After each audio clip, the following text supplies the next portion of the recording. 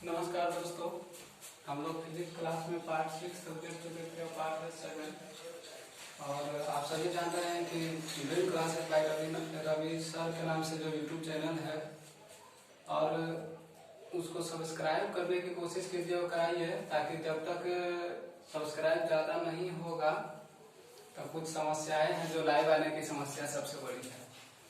और सब्सक्राइब यदि बढ़ते हैं तो हम लोग लाइव आ सकते हैं डायरेक्टली, मतलब कि हमारे और आपके बीच जो भी है वो डायरेक्टली हो सकता है। ऐसे कुछ प्रॉब्लम हो रही है तो खैर वो आप पे डिपेंड करता है, लेकिन हम लोग आइए पार्ट 7 की ओर देखते हैं, है कि नहीं। चलिए पार्ट 7 की ओर हम लोग बढ़ते हैं। तो देखिए यहाँ पे गॉस प्रमेय की सहायता से किसी आवेशित गोला के कारण किसी बिंदु पर विद्युतीय क्षेत्र का मान के लिए व्यंजक प्राप्त करना है। क्या चीज बोला जा रहा है? आवेशित गोला। हमने कहा किया कि सबसे पहले आपके पास एक ठो गोला लिया। क्या किया? एक ठो गोला लिया और इसको आवेश Q आवेश देते हैं। लेकिन एक चीज याद रखिएगा कि जब यह गोला है और जब इसको आवेश दीजिएगा तो यह आवेश इसके संपूर्ण सतह पर क्या हो जाएगा? फैल जाएगा चारों ओर से, क्योंकि यह चालक गोला है। ठीक है, संपूर्ण सतह पर फैल गया। यह गोला है तो इसका अपना कुछ न कुछ त्रिज्या होगा, जैसे इसकी त्रिज्या मान लीजिए क्या चीज R। अब बोला जा रहा है कि किसी बिंदु पर विद्युतीय क्षेत्र का मान ज्ञात करिए। इससे कुछ दूरी पर हम एक तो P बिंदु ले लेते हैं। क्या लिए? P बिंदु लिए। तो बताइए, यदि यहाँ पे P बिंदु लिए और इस P बिंदु पर क्या ज्ञात करना है? विद्युतीय क्षेत्र का मान। तो आपको बताए थे कि अभी पीछे वाला जो था पार्ट 5 में शायद बताए थे आपको हम कि गॉस का अनुप्रयोग।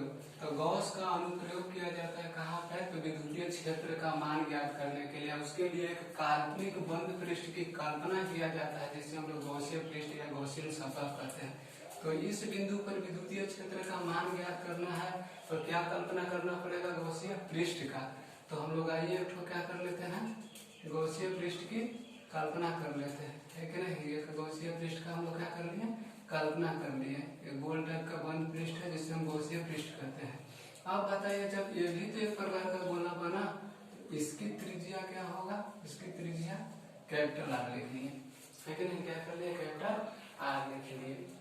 और इस बिंदु पर क्या चीज ज्ञात करना है? E का मान ज्ञात करना है, विद्युतीय क्षेत्र का मान, है कि नहीं। इतना जो हम लोग किए उसे लिख लेते हैं कि माना कि एक गोला की त्रिज्या R है। ये वाला गोला है, इसकी त्रिज्या क्या है? R है। और इस पर कुल आवेश का मान Q है। इस पर आवेश इसको हम कितना दिए हैं? Q दिए हैं। और एक Q आवेश इसके संपूर्ण सतह पर क्या हो गया है? फैल गया है। Q है। गोला के केंद्र से R दूरी पर विद्युतीय क्षेत्र का मान E है। यहाँ से या R दूरी पर, कैपिटल R दूरी पर विद्युतीय क्षेत्र का मान कितना है? E है कि नहीं। R त्रिज्या का एक काल्पनिक गॉसीय बंद पृष्ठ की कल्पना किया गया है, जिसका सदिश क्षेत्रफल ds है। ये R त्रिज्या का एक गॉसीय पृष्ठ की कल्पना किया गया है और इस बिंदु पर इसका सदिश क्षेत्रफल कितना होगा? ds होगा। चलिए इतना बात को समझ लिए। अब आगे बढ़ते हैं कि प्लस आवेश के कारण क्या होता है? विद्युतीय क्षेत्र की दिशा प्लस से क्या होती है? दूर होती है। यानी कि इस पर प्लस आवेश है तो विद्युतीय क्षेत्र की दिशा क्या होगी? दूर होगी। विद्युतीय क्षेत्र की दिशा दूर होगी। ठीक है। इस बिंदु पर हमें यदि हम सदिश क्षेत्रफल बताए तो आपको बताया था कि सदिश क्षेत्रफल सतह के लंबवत। तो सतह के लंबवत इसी दिशा में होगा। जैसे गोल को ऐसे करेंगे तो सतह का क्षेत्रफल जैसे मान के चलेंगे ऐसे है, इसको ऐसे करें यहाँ पे कहीं पॉइंट पे, तो सतह का क्षेत्रफल मतलब लंबवत तो इसी होगा, है कि नहीं। तो लंबवत भी इसी दिशा में, यानी कि बताइए सदिश क्षेत्रफल जो ds है वो ds भी इसी दिशा में और विद्युतीय क्षेत्र भी उसी दिशा में। तो एंगल का मान थीटा का मान कितना हो जाएगा? 0 डिग्री हो जाएगा। थीटा का मान कितना हो जाएगा? 0 डिग्री का हो जाएगा। आपका क्या चीज का मान हो जाएगा? तो थीटा का मान हो जाएगा, है कि नहीं। आगे हम लोग देखते हैं, आगे हम लोग देखते हैं इसका। तो चलिए अब इसमें कुछ कंडीशन लेकर हम लोग चलेंगे। जैसे जब बिंदु आवेश बिंदु आवेशित गोला के बाहर स्थित है। जो बिंदु है ये आवेशित गोला के बाहर स्थित हो तो विद्युतीय क्षेत्र का मान कितना होगा, है कि नहीं। हमने आपको बताया था फ्लक्स की परिभाषा से, फ्लक्स की परिभाषा से बताया था आपका कि जो फ्लक्स को कैसे से सूचित करते हैं, फाई से। तो फाई का जो मान होता है विद्युतीय क्षेत्र और सदिश क्षेत्रफल के अदिश गुणनफल द्वारा क्या करते हैं, प्राप्त करते हैं, आपको बताया गया है कि नहीं। तो चलिए ठीक है, इस बिंदु से गुजरने वाले कुल फ्लक्स का मान यदि हम ज्ञात करें तो जाहिर से बात होगा कि आपको क्या करना पड़ेगा, इंटीग्रेशन का यूज करना पड़ेगा, है कि नहीं। क्या तो इसका इंटीग्रेशन का यूज करना पड़ेगा। तो बताइए इस बिंदु के सहारे संपूर्ण सतह का निकाल रहे हैं कैसे, विद्युतीय फ्लक्स का मान। तो बताइए यहाँ पे फ्लक्स का मान टोटल तो फ्लक्स ही आएगा, मतलब फाई ही आएगा। और यहाँ पे हम लोग एक फार्मूला जानते हैं, क्या चीज, EBS cos theta, EBS cos theta हम लोग जानते हैं। तो आगे यहाँ पे यदि बढ़े तो देखिए थीटा का मान कितना हो रहा है, थीटा इक्वल टू कितना, 0 डिग्री। तो फाई का मान कितना आ जाएगा, EBS cos हो गया और थीटा की जगह कितना, 0 डिग्री। तो फाई का मान देखिए हम लोग कितना है आपके पास, ई कांस्टेंट का काम करेगा, ई को बाहर निकाल देंगे, यहाँ पर बचेगा ds। आई 0 का मान कितना होता है, cos 0 का मान 1। तो फाई का मान हो जाएगा ई, अब बच गया यहाँ पे क्या चाहिए, ds। अब एक चीज बताइए, जब ds का इंटीग्रेशन करिए, यहाँ छोटा सा क्षेत्रफल को आप बड़ा कीजिएगा, है कि नहीं। ds चूंकि क्षेत्रफल को दर्शाता है तो छोटा सा क्षेत्रफल को बड़ा कीजिएगा तो बड़ा क्षेत्रफल आपका कितना प्राप्त होगा, यहाँ पर ds का बड़ा मान कितना प्राप्त होगा, 4 pi r square, 4 pi r square प्राप्त होगा, यही ना प्राप्त होगा। ऐसे तो निकालिएगा तो यानी कि आपके पास फाई बराबर आएगा ई, और यहाँ पर ds का वैल्यू कितना है इंटीग्रेशन करने के बाद 4 पाई आर स्क्वायर। इंटीग्रेशन का मतलब किसको बड़ा कर रहे हैं कि पूरा संपूर्ण सतह का क्या चीज, क्षेत्रफल। तो यहाँ पे फाई बराबर आपके पास क्या आ रहा है, ई गुने 4 पाई आर स्क्वायर। बड़ी आर की होती है क्योंकि इसका बड़ी त्रिज्या क्या है, बड़ी आर है, कैपिटल आर, इसलिए हम लोग कैपिटल आर दे दिए। अब आगे देखिए इसको हम लोग मान लिए हैं, इसको मान लिए समीकरण 1। अब हम लोग चलते हैं गॉस प्रमेय से, गॉस प्रमेय से हम लोग चलते हैं कि फाई बराबर होता है q by epsilon not. Phi बराबर क्या होता है, क्यू बाई इप्सिलॉन नॉट। तो इसको यदि हम समीकरण 2 दे तो हमको एक बात बताइए, समीकरण 1 तथा 2 से, समीकरण 1 तथा क्या चीज से, ये दोनों में मिला के देखिए समीकरण में 1 2 में बायां तरफ वाला बराबर है तो दायां तरफ भी क्या होगा, बराबर होगा। तो आपके पास आएगा कितना, ई गुने 4 पाई आर स्क्वायर बराबर Q by epsilon not. Q by क्या हो जाएगा, इप्सिलॉन नॉट हो जाएगा।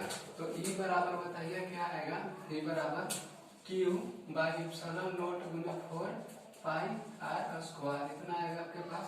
तो ई बराबर बताइए, इसको हम लिख रहे हैं 1 by 4 pi epsilon not, 4 pi epsilon not. अब बच जाएगा कितना, q by r square, q by r square. यानी कि उस बिंदु पर विद्युतीय क्षेत्र का मान कितना होगा, ई बराबर 1/4 पाई इप्सिलॉन नॉट। तो देखिए इस बिंदु पर विद्युतीय क्षेत्र का मान आया, यानी कि जब बिंदु यहाँ पे स्थित है कि नहीं, तो विद्युतीय क्षेत्र का मान कितना आ गया, ई बराबर 1/4 पाई इप्सिलॉन नॉट। तो केस नंबर 1 है, मतलब कि प्रथम कंडीशन के लिए बात है।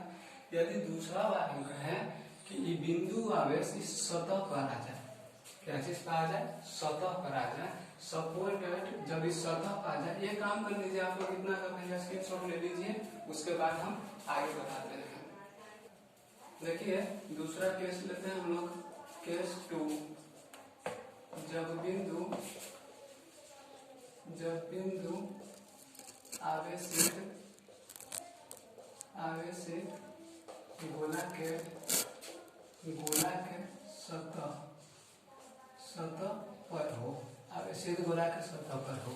ध्यान से समझिएगा, ये बिंदु यहाँ है तो इस सतह पर आ गया, है कि नहीं। इस सतह पर जब आ गया यानी कि इस तरह का बन गया, इस पे तो प्लस है, अब ठीक है।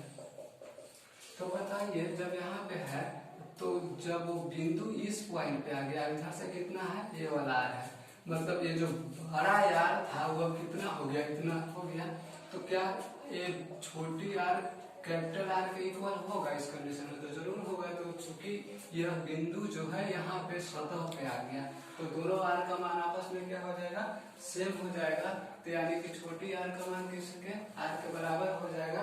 अब हम लोग अभी ज्ञात किए हैं क्या चीज, 1/4 pi epsilon not q by r square. तो ई बराबर क्या होगा, 1/4 पाई एप्सिलॉन नॉट क्यू का क्यू, अब आर के जगह कौन सा आ जाएगा, छोटी आर स्क्वायर हो जाएगा। ये हो गया कहाँ, सतह पर। लेकिन केस 3 लेते हैं, यदि केस 3 लेते हैं हम लोग कि जब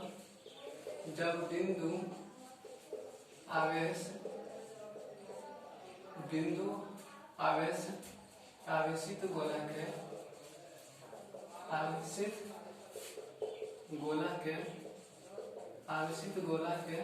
अंदर हो, तो हमको बताइए जब आवेश का मान अंदर चला जाएगा, सॉरी आवेश का मान नहीं, ये जो बिंदु आवेश है, ये जो बिंदु आवेश है मतलब ये आवेशित गोला है आपके पास, क्या है, आवेशित गोला है। और ये वाला जो बिंदु है, ये वाला बिंदु, वो बिंदु सपोर्टेड यहाँ पे आ गया है कि नहीं, इधर से तो यार है, ये है मतलब यहाँ पे आ गया। तो बताइए क्या गॉस पृष्ठ यहाँ पर गॉसी का नियम लागू होगा, क्योंकि अंदर तो आवेश बच ही नहीं रहा है, बंद पृष्ठ के अंदर बच रहा है। तो क्यू का मान कितना हो गया, 0। तो ई बराबर 1/4 पाई एप्सिलॉन नॉट गुने क्यू का मान क्या चीज, 0, और नीचे क्या चीज आर स्क्वायर, तो ई का मान कितना रहा है, 0, यानी यहाँ पे कितना होगा, 0 होगा, है कि नहीं।